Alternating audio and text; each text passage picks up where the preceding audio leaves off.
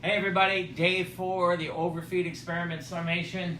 Going on overfeeding for 2.5 weeks. So day 4, before I summarize what I actually ate, etc., etc. The whole idea of this is to gather conclusions, gather observations, not just list a bunch of food that I ate. So one of the observations that is coming to light is, here's a fine line between overfeeding and stuffing yourself.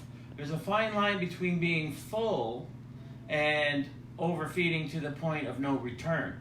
So thank goodness when you're doing a plant-based diet, you'll always get full way before you get that overfed kind of just sickly feeling of stuffing yourself. It's just one observation that we've kind of noted along the lines with this. So I thought it was an important thing to point out.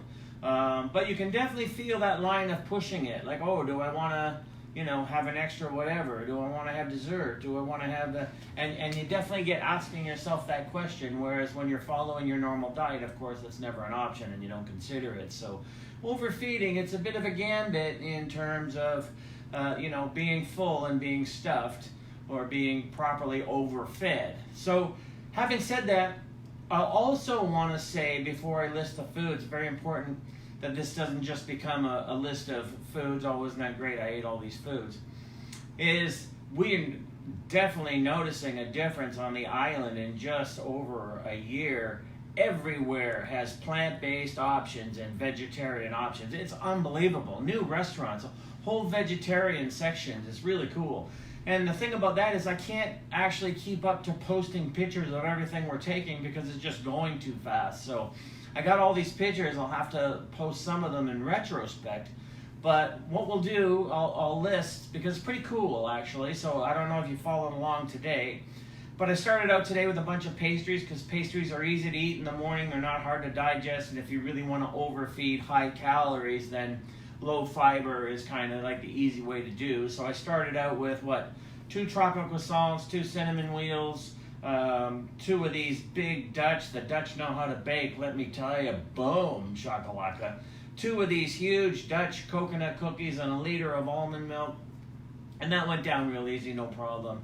And for lunch, yesterday on Instagram, I posted a whole section at the grocery store that was accenting their vegan options, like burgers, and so we bought a bunch of vegan cold cuts, and I posted at lunch. We had these vegan subs with vegan cheddar, vegan Swiss, and then the vegan cold cuts, and the toppings with the hummus and the bruschetta topping and the peppers. It was awesome. It was really awesome. That was all Angie's idea. And then after going for a beach walk, downed a whole bunch of V8 Splash, kept the calories up. And then very cool, we went to an Italian place, and the reason we went there is on the menu, which I'll post tomorrow, vegan pizza. So of course we went in, and it was a vegan sausage and vegan cheese, and we had polenta for the appetizer. Of course, I started my appetizer with a few wobbly pops of the barley malt liquid variety. So we had that. We had 2 big pizzas, and then really cool, I'll post this for you tomorrow. After we sat there for a minute staring at each other, is a room for anything else. Right next door to the pizza place is a gelato place, Gelatissimo I think it's called. And it's in the windows of the gelato are in sections, and they now have a whole section window of just vegan gelato. So we downed some black Hawaii and vegan chocolate gelato. I'll post picture of the window and the actual gelato, and of course me shoving it into my pie hole. I'll post that tomorrow as well. So just getting back to the room, just watched the sunset behind us, so that's pretty cool. But so a few observations are becoming noticeable, like the difference between, and overfeeding is hard. So this is why when bodybuilders talk about bulking up, it's not an easy thing to do. So overfeeding is, I would say it's an art if anyone practiced it regularly, but why would anyone? We live in a fat enough society as it is.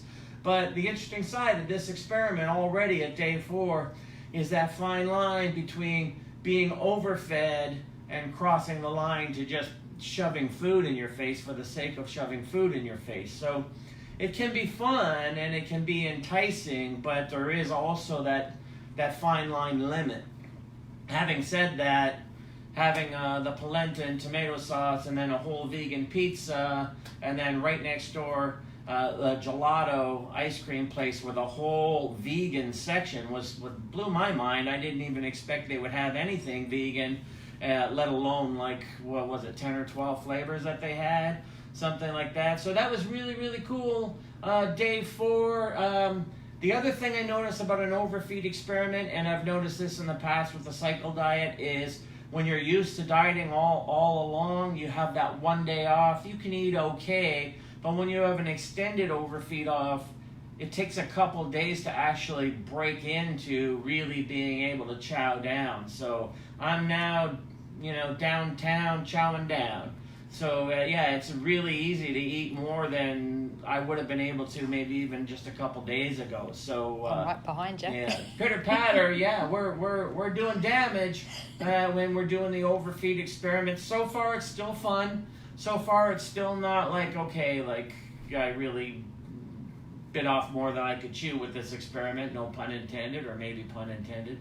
So far, it's still fun. No, not noticing any digestive differences, not noticing any in about cheat days. It's always easier. You always get a good night's sleep after a heavy calorie day. I mean, everyone knows that. That's the old Thanksgiving myth, etc., right? It's not about tryptophan. It's about the actual volume that you're eating. Sugar can be very narcotizing to the brain, put you to sleep, calm you down. So, but not like I said, not noticing any difference. I will report to you guys the minute I'm experiencing feeling heavy or lethargic or any of those things, but it's still early on. It's only day 4. So, so far it's still fun. So, very tasty for sure. And yeah, I mean, everyone's doing an diet experiment with calorie restriction and fasting and all this other thing. So I wanted to go the other way because, we need to let go of this whole hyper obsession with, deprivation, calories, and pureness and all the rest of it. So there's that side of it as well. So any other final questions or comments? No. Okay, folks, so I'll see you in day 5. I hope you're enjoying this overfeeding experiment. If you are, I really hope you'll add likes and shares and all the rest of it, because I'm not doing this for my own sake. And hopefully at the end we'll have all kinds of interesting conclusions to follow up on that'll benefit people, especially people who are scared to death to go on vacations and have food be part of enjoying a vacation experience. So that's day 4 in a nutshell, which is where every nut belongs. So yeah, just got back, had some vegan gelato, vegan pizza, watched the sunset. With you guys. Yeah, so I see you all tomorrow. I'll try to post as many pictures as I can, but I don't want to inundate everybody. But yeah, let us know what you're thinking. Let us know your comments. Of course, I'm deleting the really stupid, idiotic comments, especially on YouTube. I don't know why people bother. But that's the nature of the beast, I guess. So, yep, day 4. That's it. That's the summation. I will see you all in day 5. I hope you enjoy this, and I hope you've been enjoying following along the Coach Scott Abel Overfeeding Metabolism Experiment.